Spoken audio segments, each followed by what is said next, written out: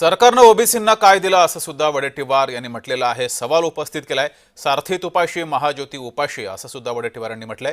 OBC मध्ये घुसखोरी होऊ देणार नाही असा इशाराही दिलाय।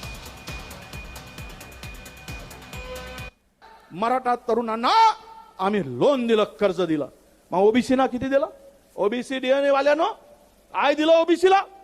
यांना जेसीबी घ्यायला, फोकल्यान घ्यायला, तुमचं स्कॉर्पिओ घ्यायला, धंदे करायला पैसे 13,500 कोटी आणि आमच्या महामंडळाला 500 कोटी, त्यांना 13,500 कोटी आणि ओबीसीच्या मंडळाला 500 कोटी। सारथी तुपाशी आणि महाज्योती उपाशी, हे जे खरं आहे। आमची महाज्योतीची इमारत अजूनही भाड्याच्या घरात आहे, किरायाच्या घरात आहे। हे यांची दानत, हे ओबीसी कडे बघण्याचा दृष्टिकोन।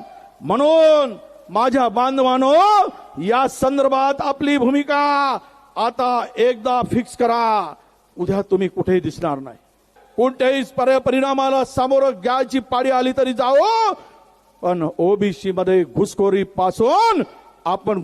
पासून त्यांना थांबवू। सरकार जर थांबवत नसेल तर आपण सरकारलाही थांबवण्याची ताकद आपल्यामध्ये निर्माण करू। मी तुम्हाला विश्वास देईन।